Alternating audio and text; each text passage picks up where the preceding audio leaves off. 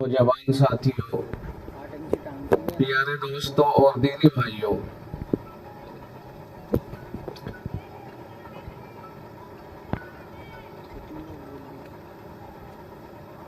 یہ جو کچھ بھی ہم نے دیکھا ہے یا سنا ہے، چھوٹے چھوٹے سے بچوں نے جو ہمارے سامنے پروگرام پیش کیے ہیں، جناب حضرت مولانا قاری ظہیر احمد صاحب دامت برکاتہم اور ان کے صاحبزادے مولانا مفتی اکرم ظہیر صاحب اور ان کے ساتھ کارکنان کی بے مثال محنتوں کا نتیجہ ہے۔ چھوٹے چھوٹے بچوں کے پروگرام تو بہت سی جگہوں پر سنے ہوتے ہیں، لیکن وہ اتنے چھوٹے نہیں ہوتے، اور جس بے باکی کے ساتھ یہ بہت چھوٹے چھوٹے عمر کے ابھی یہ بیٹھا ہے، اس کی عمر 5ویں سال میں نہیں 4 سال کا ہوگا، 5ویں میں 3 سال کا۔ یہاں بھی جانچنے میں غلطی ہو رہی ہے۔ ایک وہ ہے، وہ بھی ایسے ہی ہوگا، 4 سال کا ہوگا۔ ایسے ایسے چھوٹے چھوٹے بچے جو بیچارے بولنا بھی نہیں جانتے۔ آپ حضرات بھی سمجھ رہے ہوں گے کہ اتنے چھوٹے چھوٹے بچے تو صحیح معنی میں بولنا بھی نہیں جانتے۔ اگر آپ گاؤں میں دیکھے جا کر کے تو انہیں کچھ پتہ نہیں، لیکن انہوں نے جو کچھ پیش کیا ہے وہ اپنے اپنے اعتبار سے اتنا بڑا کارنامہ ہے کہ اگر غور کیا جائے تو اسے کرامت کے سوا کچھ اور نہیں کہا جا سکتا ہے۔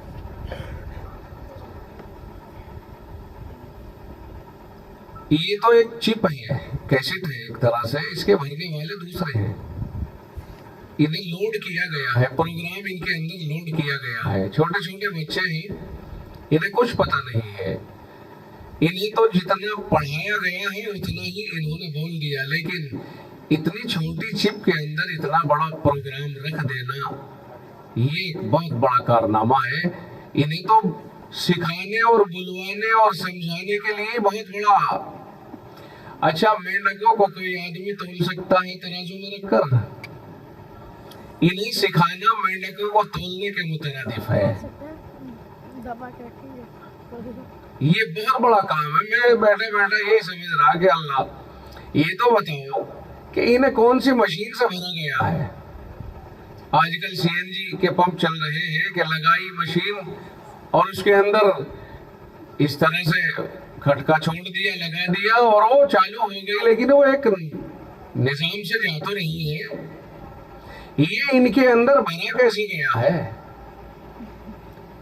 یہ گر ہمیں ان سے سیکھ کر جانا پڑے گا کہ بھائی یہ بتاؤ آپ اتنے چھوٹے چھوٹے سے بچوں کو کس طرح گائیڈ کر رہے ہو؟ کون سا وقت ہے جس میں آپ انہیں لے کے بیٹھتے ہو اور کون سی دعا پڑھ کے انہیں لے کے بیٹھتے ہو؟ عوام میں مشہور ہے کہ مولوی تو دعا جانے ہیں، ان پہ تو بہت ساری دعا آوے ہیں، دعا مانگ کر کے تو کسی بھی وقت میں اللہ سے منوا لیں گے، اور یقیناً منوا لیتے ہیں۔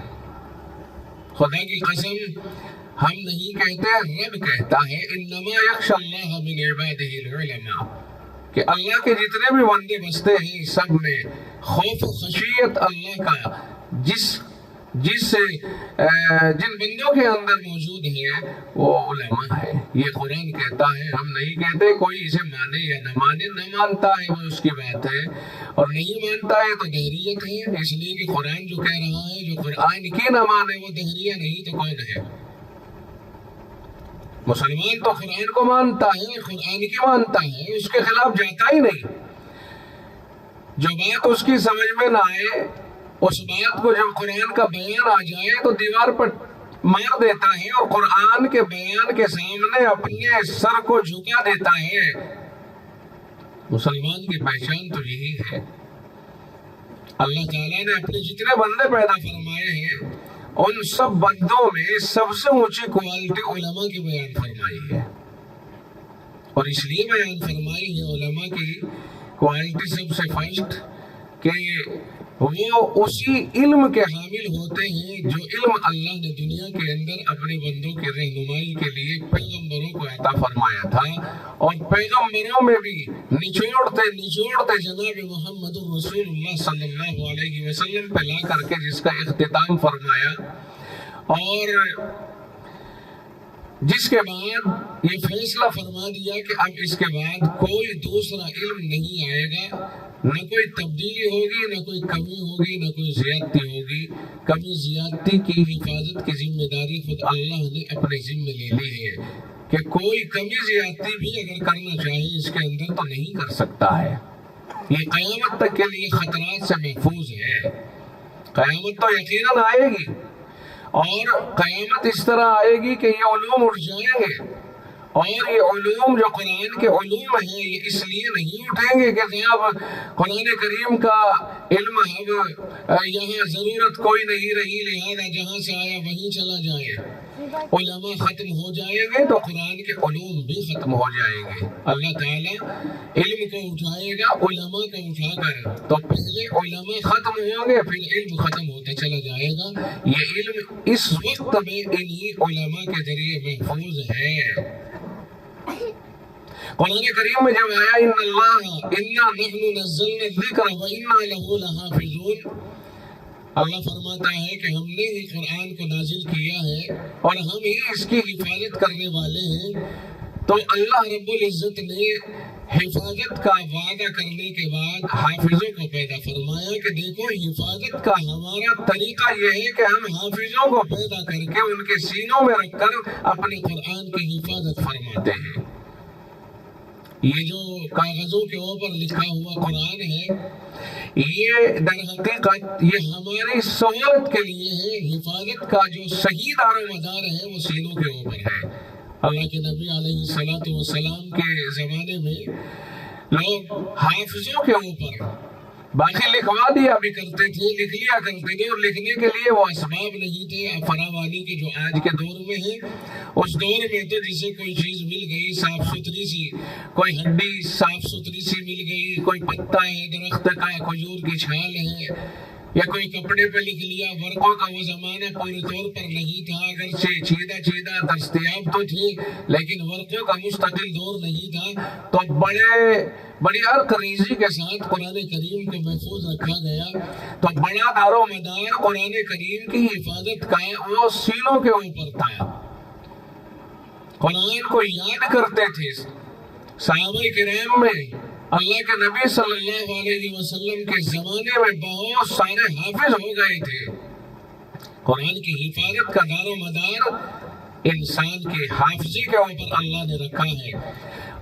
اور آج بھی اگر غور سے دیکھا جائے اور تاریخ اٹھا کے دیکھی جائے تو انسانی حافظے کے سامنے ہی دنیا بے بس نظر آئی ہے، ورنہ کوششیں تو بہت کی گئی اپنے طریقوں پر قرآن کریم کو مٹانے اور ختم کرنے کی۔ جب ہندوستان کے اوپر انگریز کا تسلط ہوا، انگریز قابض ہوا، اس وقت میں انگریزوں نے طے کر لیا تھا میٹنگ کر کے کہ ہماری حکومت مضبوط کیوں نہیں ہو رہی ہے۔ میٹنگ ہوئی تو اس میں رائے یہ آئی کہ حکومت مضبوط اس لیے نہیں ہو رہی ہے کہ مسلمانوں کا رشتہ قرآن سے ہے، قرآن پڑھا جا رہا ہے، قرآن ان کے پاس ہے، ان کے ہاتھ میں قرآن ہے، اسے ختم کر دیا جائے تو یہ رشتے، یہ حکومت مضبوط ہو جائے گی، حکومت قائم ہو جائے گی۔ اور دوسرے نمبر پر علماء ہیں، ان کو نمٹا دیا جائے، اس طرح تمہاری حکومت قائم ہو جائے گی۔ تو انگریزوں نے تقریباً 7 سال تو 1960 سے 67 تک، ان 7 سالوں کے اندر 1900 غلط کہہ دیا ہے، 1860 سے 67 تک 7 سال کا وہ زمانہ ہندوستان کی تاریخ میں گزرا ہے کہ جس میں قرآن اور علماء کو مٹانے کے لیے ایڑی چوٹی کے تمام زور لگا لیے گئے، پوری طاقت کا استعمال کیا گیا۔ قرآن کریم جہاں بھی ملے وہیں سے اٹھاؤ، اکٹھے کرو اور ان کو ضائع کر دو۔ قرآن کریم کو ضائع کرنے کی پوری مہم چلا دی گئی۔ پھر جہاں کوئی مولوی نما، کوئی قرآن کا حافظ داڑھی ٹوپی والا جس پر یہ لگے کہ یہ قرآن جانتا ہوگا، اسے اٹھاؤ اور بلا تکلف اسے ختم کر ڈالو، کوئی پوچھنے والا نہیں، کوئی کہنے سننے والا نہیں۔ اس ترتیب پر تقریباً 7 سال تک لگاتار ظلم و ستم ڈھائے جاتے رہے، لیکن پروردگار عالم ساری کائنات کو گواہ بنا رہا ہے کہ دنیا نے اپنی پوری طاقت استعمال کر لی، اور اس قوم نے وہ طاقت استعمال کی جس نے یہ کہہ دیا تھا کہ ہماری سلطنت میں سورج غروب نہیں ہوتا، جہاں سے سورج نکلتا ہے اور 24 گھنٹے جہاں تک سورج چلتا ہے وہاں تک ہماری حکومت قائم ہے۔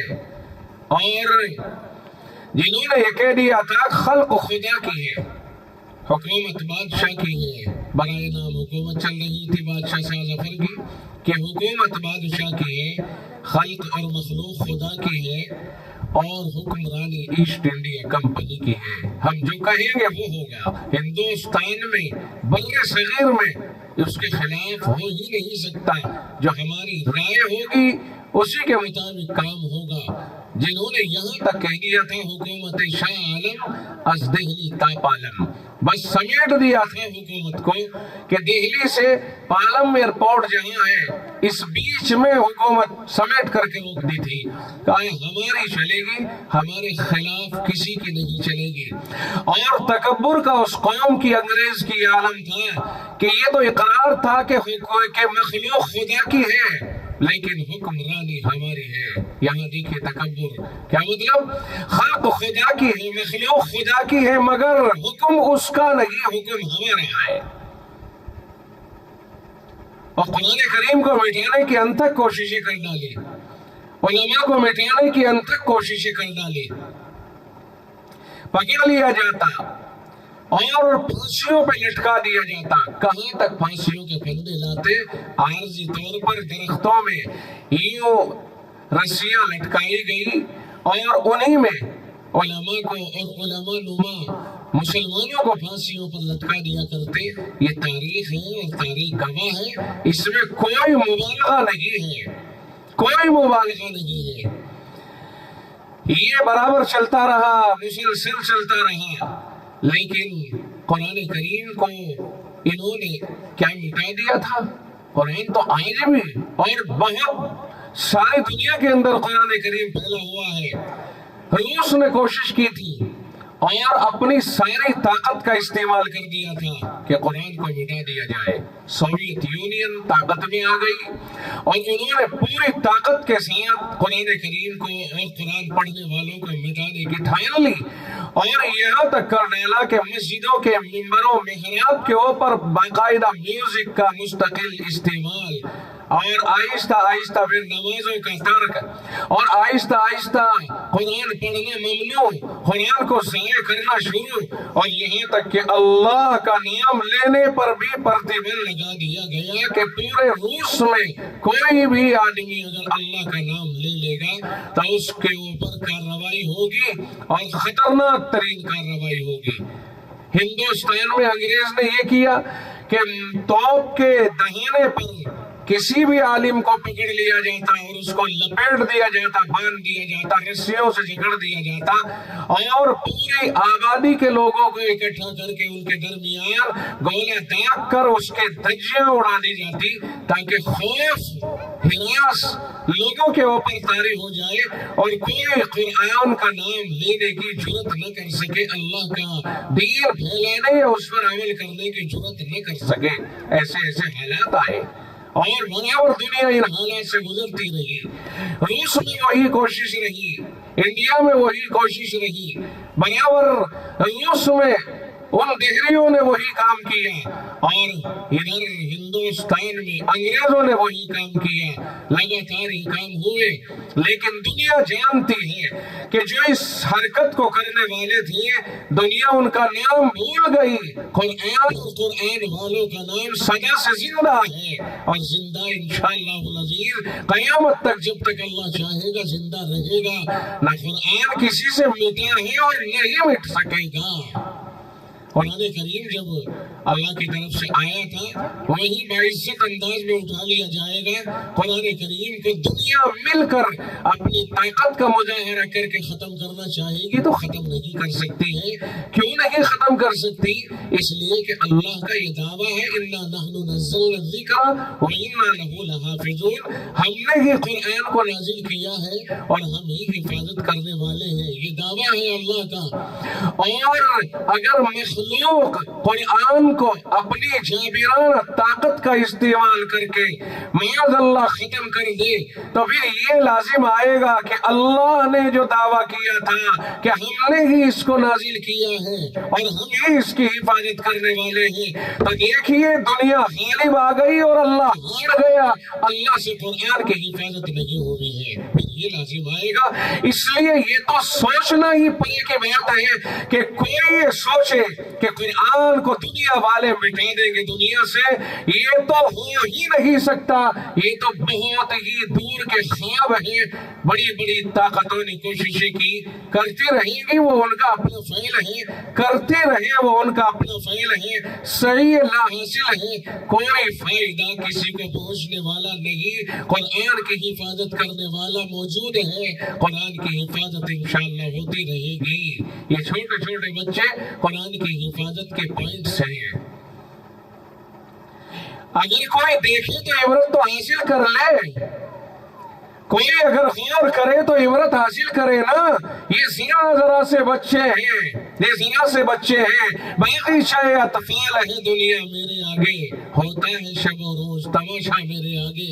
یہ تو دنیا کی کہانی ہے جو چل رہی ہے، اور جو کمزور یقین کے ہیں اور ٹوٹے ہوئے یقین کے ہیں وہ ان طاقتوں کی طاقت کے اوپر یقین کر بیٹھتے ہیں جن کی طاقتیں لا حاصل ہیں، جن کی کوششیں لا حاصل ہیں، جو ایک وقت چلتے ہیں اور آگے چل کر کے گر جاتے ہیں اور انہیں کوئی سہارا دینے والا نہیں ملتا ہے۔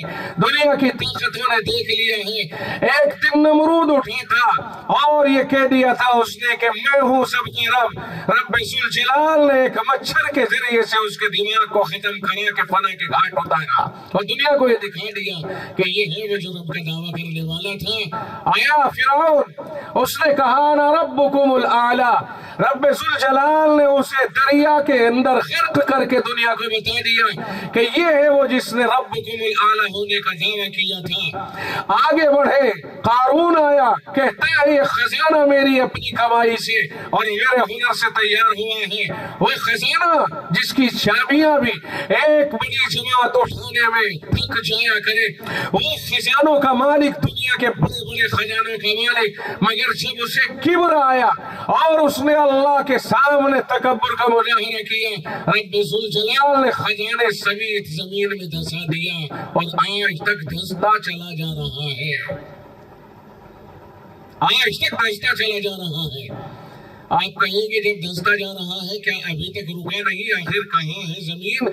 اتنی بڑی تو زمین ہے ہی نہیں کہ جو چلتا چلا جائے اور ہزاروں سال گزر گئے اب تک نیچے کی تہہ میں نہ پہنچا ہو، نہیں۔ اس کا مطلب یہ سمجھو کہ جس طرح زمین کا ادھر کا حصہ اور ادھر کا حصہ، ہر طرف کا حصہ اپنے اندر گویا مقناطیسی قوت رکھتا ہے، اور جب وہ نیچے پہنچتا ہے تو ایک پھر وہ ادھر کو چل دیتا ہے اور پھر جب اوپر آتا ہے تو پھر نیچے کو چل دیتا ہے۔ اس طرح زمین کے اندر چلم چل ہے۔ جس طرح ایک پانی کی بوتل کو آپ لے اور اس کے اندر اتنی کمی چھوڑ دے، جب آپ بوتل کو یوں کریں گے تو پانی کا بلبلہ کبھی نیچے ہے، جب ادھر کریں گے تو دوسری سمت بھی چلا جاتا ہے۔ بس اس کا چلنا اسی طرح سے ہے، وہ قیامت تک اسی طرح اپ ڈاؤن رہے گا، زمین میں چلتا رہے گا۔ قرآن کریم نے بتایا فَخَسَفْنَا بِهِ وَبِدَارِهِ الْأَرْضَ، ہم نے قارون کو اور اس کے سارے ساز و سامان، اس کے مکان کو، اس کی رہائش گاہ کو زمین میں دھسا دیا۔ فَمَا كَانَ لَهُ مِنْ فِئَةٍ يَنْصُرُونَهُ مِنْ دُونِ اللَّهِ، کوئی ایسی جماعت میسر نہ آئی اسے جو اسے اللہ کے مقابلے میں، اللہ کے سامنے، اللہ کے سوا مددگار ثابت ہوتی، اسے بچا لیتی، کوئی جماعت اس کے ہاتھ نہ لگی۔ تو جب کوئی ایسی طاقت سامنے آتی ہے جو اپنے کبر کا اور بڑائی کا مظاہرہ کرنے کے لیے کھڑی ہو جائے تو اللہ رب العزت اس کے تکبر کو توڑ کر دنیا والوں کو دکھا دیتا ہے کہ کسی کی اللہ کے سامنے کوئی حیثیت نہیں اور نہ کسی کی کوئی چلنے والی ہے۔ حامان کا یہی حشر ہوا، شداد دنیا میں اس کے قصے مشہور ہیں، اس کا یہی حشر ہوا۔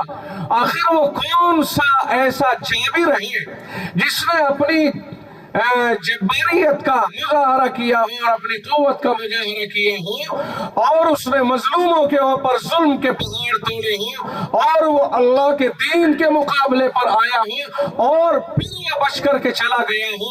دنیا کی کوئی تاریخ اگر کسی کے سامنے ایسی ہے کہ کوئی جابر اٹھا، کوئی طاقتور اٹھا اور اس نے طاقت کا مظاہرہ کیا اور ننگا ناچ دنیا میں ناچا اور پھر اخیر تک وہ اسی طرح سے اسے عبرت کا نشانہ نہ بنایا گیا ہو، دنیا میں ایسی کوئی طاقت نہیں گزری ہے کہ وہ جب اپنے جبر اور جاہ و حشم اور اپنی مکاری کے ساتھ میں زندہ رہا ہو اور اخیر ہو گیا ہو اور اس کی مکاری برابر چلتی رہی۔ دنیا ایسی کوئی مثال پیش نہیں کر سکتی۔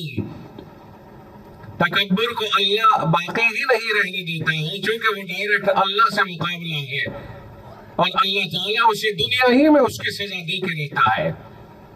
اس لیے گھمنڈ، بڑائی، کبر یہ تو اللہ ہی کو زیب دیتا ہے، اللہ کے سوا کسی اور کو نہیں۔ تو میں عرض یہ کر رہا تھا کہ اس رب نے قرآن کی حفاظت کا وعدہ کیا ہے جس نے اس کو نازل فرمایا ہے اور نازل کرنے کے بعد اسی پر اختتام کر دیا اور فرما دیا کہ اب اس کے بعد کوئی دوسرا کلام نہیں آئے گا، کوئی شریعت نہیں آئے گی، کوئی دستور اور کوئی لا نہیں آئے گا، یہ آخری ہے، اس کے بعد کوئی نہیں۔ اب تو اسی پہ سب کو عمل کرنا پڑے گا، کرنا ہی ہوگا۔ اگر کوئی جان کی بخشش چاہتا ہے، کوئی اپنے آپ کو موت کے بعد باعزت بنانا چاہتا ہے تو رب نے کلیئر کر دیا ان الدین عند اللہ الاسلام کہ کائنات میں رائج اگر کوئی سکہ ہے وہ صرف اسلام ہے، اسلام کے سوا کوئی سکہ رائج الوقت نہیں ہے۔ تمام منسوخ ہو چکے ہیں، تمام کینسل ہو چکے ہیں۔ یہ الگ بات ہے کہ آدم علیہ السلام سے لے کر جناب محمد الرسول اللہ صلی اللہ علیہ وسلم تک جتنے بھی دین ہیں وہ سب اللہ ہی کی طرف سے آئے تھے، یعنی آدم علیہ السلام سے لے کر جو حق دین ہے اللہ نے جتنے پیغمبر بھیجے وہ اپنی طرف سے اپنی مرضی سے مقرر فرمائے، ان کے اوپر آنے والا پیغام بھی اللہ ہی کی طرف سے تھا، لیکن کس کی لیمٹ کب تک تھی؟ وہ سب لیمیٹیڈ تھی، ان لیمٹ کوئی نہیں تھا۔ ان لیمٹ اگر ہے تو وہ صرف قرآن کریم ہے، ان سب کی لیمٹ محدود تھی۔ چلتے چلاتے آخر ہو گیا سیدنا عیسیٰ علیہ السلام پر، اور جناب محمد الرسول اللہ صلی اللہ علیہ وسلم جب تشریف لائے تو آپ سے پہلے کی جتنی شریعتیں تھی اللہ تعالیٰ نے خود اپنے حکم سے ان کو کینسل فرما دیا اور یہ ظاہر کر دیا کہ بلا شبہ ان کے وقت پر جو مناسب احکام تھے وہ میرے ہی بھیجے ہوئے تھے، پیغمبر بھی میرے ہی بھیجے ہوئے تھے، لیکن میری حکمت مقتضی ہے کہ اب میں ان کو کینسل کر دوں اور آخری پیغام بنا کر قرآن کریم کو نازل کر دوں جو جناب محمد الرسول اللہ صلی اللہ علیہ وسلم کے اوپر نازل کر دیا گیا۔ اب آپ کے بعد اعلان کر دیا ان الدین عند اللہ الاسلام، یہی دین اصل ہے جو اسلام ہے، اللہ کو اس کے سوا کوئی اور دین پسند نہیں، اور کہہ دیا وَمَن يَبْتَغِ غَيْرَ الْإِسْلَامِ دِينًا فَلَن يُقْبَلَ مِنْهُ کہ اب دین اسلام کے علاوہ اگر کوئی اور دین کوئی تلاش کرے گا، تیار کرے گا، اس کے اوپر اگر دنیا کو لینا چاہے گا ہرگز وہ مقبول نہیں ہوگا۔ دین اسلام ہی اصل چیز ہے جو مقبول ہے، اور رب نے ارشاد فرمایا اليوم اکملت لکم دینکم، جناب محمد الرسول اللہ صلی اللہ علیہ وسلم میدان عرفات میں ہے آپ کی وفات میں تقریباً 3 ماہ باقی ہیں، آپ کو مخاطب کر کے اللہ نے آپ کے اوپر قرآن کی آیت نازل فرمائی، الیوم اکملت لکم دینکم، لوگوں آج میں نے تمہارے لیے تمہارا دین مکمل کر دیا ہے، واتممت علیکم نعمتی، میں نے تم پر اپنی نعمت کو مکمل کر دیا ہے۔ اب ساری نعمتیں تام ہو چکی ہیں، نعمت نبوت جو چلی آ رہی تھی آج وہ مکمل ہو گئی، یا آپ کے بعد کوئی نبی نہیں، وَرَضِيتُ لَكُمُ الْإِسْلَامَ دِينًا، اور یہ جو مذہب اسلام ہے میں نے اس کو تمہارے لیے پسند کر لیا ہے۔ اب اللہ کا پسندیدہ دین اگر کوئی ہے وہ مذہب اسلام ہے، اس کے علاوہ کوئی دوسرا طریق اللہ کو پسند نہیں ہے، خود اللہ نے بھیج دیا، اور جس قرآن کو اللہ نے بھیجا اس کی حفاظت کی گارنٹی اللہ نے خود اٹھا لی ہے کہ اس کی حفاظت ہوتی رہے گی، اور یہ بچے جو قرآن پڑھنے والے ہیں یہ اس حفاظت کی گارنٹی ہے، ان کے سینوں میں قرآن محفوظ ہوتا ہے اور اللہ تعالیٰ ان کے ذریعے سے کام لیتا ہے۔ یہ بچے جو ہمارے چھوٹے چھوٹے مکتبوں میں، مبارکباد دوں گا میں مولانا خیری اکرم صاحب، مولانا مفتی اکرم اور والد محترم ان کے مولانا قاری ظہیر احمد اور ان کے رفقائے کار جنہوں نے، اور علی گڑھ کے اندر تو ابھی ہم ذکر کر رہے تھے کہ علی گڑھ تو ماشاءاللہ پورا ہی شہر علم کا گہوارہ ہے، یہاں تو علمی کام بہت ہوتے ہیں، یہاں گھروں گھروں میں جس طرح کارخانے ہیں نا بعض گاؤں میں کہ صاحب موتیوں کا کام ہوتا ہے تو گھر گھر میں موتیوں کا کام، صاحب یہ ستارے جڑے جاتے ہیں تو گھر گھر میں یہ کام، صاحب وہاں کرسیوں کے اوپر دیوبند میں گھر گھر میں ترپائی کا کام ہوتا ہے۔ کہنے کا منشا یہ ہے کہ یہاں علی گڑھ میں بھی گھر گھر میں محلے محلے میں تھوڑے تھوڑے فاصلے سے پڑھنے پڑھانے کا کام ہوتا ہے، اور بڑی محنت کے ساتھ بہت محنت کے ساتھ یہاں آتے ہیں بچے، خالی اور دامن بھر کے چلے جاتے ہیں۔ ابھی ہم یہ بھی ذکر کر رہے تھے کہ یہاں تو بعض ایسے آئے کہ جو مثال کے طور پر عالم بن کے آئے اور یہاں آ کر کے انہوں نے امامت شروع کی اور شوق کا مظاہرہ کیا اور ڈاکٹر بن کے تیار ہو گئے، انجینئر بن کے تیار ہو گئے اور بڑے بڑے کارنامے انجام دیے انہوں نے۔ علی گڑھ اور دیوبند 2 شہر ایسے ہیں ہندوستان میں میری نگاہوں میں، اور بھی ہیں، لیکن علی گڑھ اور دیوبند کا جو علمی رشتہ ہے وہ ایک بڑا عجیب و غریب رشتہ ہے، وہاں بھی طالب علم کہیں بھی پہنچ سکتا ہے اور علی گڑھ میں بھی پڑھنے والا چاہیے کسی بھی مقام پر پہنچ سکتا ہے۔ ہماری محنتیں علم کے لیے ہونی چاہیے اور ہماری تمام تر کاوشیں علم کے حصول اور علم کے فروغ کے لیے ہونی چاہیے، اور ہمیں یہ بھی نہیں بھولنا چاہیے کہ علم کے حاصل کرنے کے لیے ظاہر ہے کہ پیسے کی اور اخراجات کی ضرورت پڑتی ہے، ان اخراجات کو بروئے کار لانے کے لیے بہت سے وہ راستے کہ جہاں پر آدمی اپنا پیسہ ضائع کر دیتا ہے وہاں سے روک کر کے اس پیسے کو علم کے حصول اور اس کی طلب میں اور ترقی میں خرچ کرنا چاہیے۔ میں اس موقع پر آخری بات یہ کہہ کر کے ختم کروں گا کہ اگر ہم اس وقت میں اپنے حالات کے اوپر غور کر کے اپنے کو کنٹرول کی طرف نہ لائیں تو نقصان اٹھا سکتے ہیں ہم کئی جہتوں کی وجہ سے۔ مال کا اس وقت میں بہت زیادہ لازم آ رہا ہے، کچھ تو شادیوں کے ریاض سے خرچ ہو رہا ہے، فضول خرچیاں بہت زیادہ ہو رہی ہیں، ضرورت سے زیادہ تقاضوں میں جا رہا ہے۔ تقاضے اتنے نہیں ہیں جتنے ہم نے تقاضے محسوس کر لیے ہیں، ہمارے اپنی ضرورتیں اگر 10,000 میں پوری ہو سکتی ہیں تو نام آوری کے لیے ہم نے لاکھوں لاکھ روپے وہاں خرچ کیے ہیں۔ اس لیے میری اپنی آپ سے گزارش یہ ہوگی کہ اپنے پیسوں کو محدود کر کے اور تعلیم کے اوپر جتنا زیادہ سے زیادہ ہو سکے اپنے بجٹ کا استعمال کیا جائے۔ اپنے بچوں کو آگے بڑھانے میں اگر پیسے کی ضرورت پڑ رہی ہے تو ذاتی ضروریات کو ہلکا کر کے اور بچوں کی ترقی کے لیے اس پیسے کا استعمال ہونا چاہیے۔ پیسہ یقیناً اللہ کی طرف سے ہمارے لیے ایک نعمت ہے اور ایک امانت ہے اللہ کی طرف سے، جسے غلط راہوں میں اگر خرچ کیا جائے گا تو حساب دینا ہی پڑے گا۔ اس لیے پیسے کا استعمال غلط نہیں ہونا چاہیے۔ تعلیمی مصارف مستقل ہیں، ان کے اوپر پیسے کا استعمال ہو، اور جو فضول خرچیاں ہیں خاص طور سے بیاہ شادیاں ہیں ان کے اندر خرچ کرنے سے اپنے پیسے کو بہت محفوظ رکھنے کی ضرورت ہے۔ شادی کے 3 نقطے ہٹاؤ۔ شادی اگر چاہیے آپ وہی شادی بہت اچھے انداز میں ہو سکتی ہے، اگر آپ اسی کو فضول خرچیوں میں لاؤ گے تو اس کے لیے تو کوئی حد نہیں ہے۔ آپ چاہے 10 کروڑ مقرر کر لیں، چاہے اربوں خربوں جہاں تک آپ چاہیں اس میں خرچ کر سکتے ہو، لیکن میں کہتا ہوں کہ بڑے بڑے لوگ اگر چاہیں تو اپنی شادیوں کو 50,000 میں بھی نمٹا سکتے ہیں۔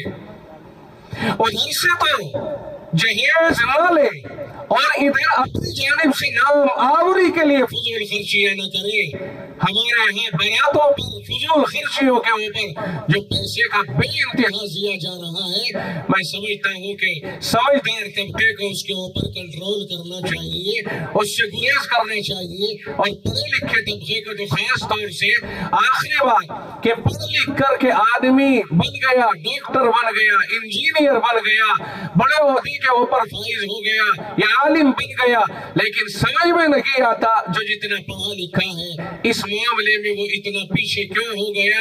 جو پڑھ لکھ کر کے جتنے بڑے مقام پہ پہنچا اسے دنیا میں جہیز بھی اتنا ہی زیادہ چاہیے۔ یہ بات سمجھ سے باہر ہے۔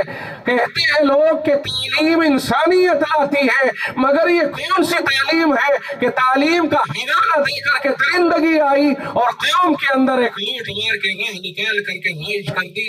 میری سمجھ سے بہت باہر ہے یہ کہ جسے اللہ نے پڑھا دیا، لکھا دیا، انجینئر اور عہدے پہ پہنچا دیا، اسے تو دوسروں کے مددگار بننا چاہیے، لوٹیرا نہیں بننا چاہیے کہ آپ دوسرے رشتہ دار کے گھر سے سارا مال کھینچ کے اپنی طرف لے آئے اور دوستوں کو یہ کہیے کہ سسرال والوں نے مجھے اسکارپیو بھی دے دی، نقد میں 50 لاکھ بھی دے دیے، سونا بھی دے دیا جہیز نہیں۔ میں سمجھتا ہوں پڑھے لکھے آدمی کی غیرت سے بہت باہر ہے کہ کوئی یہ حرکت کرے۔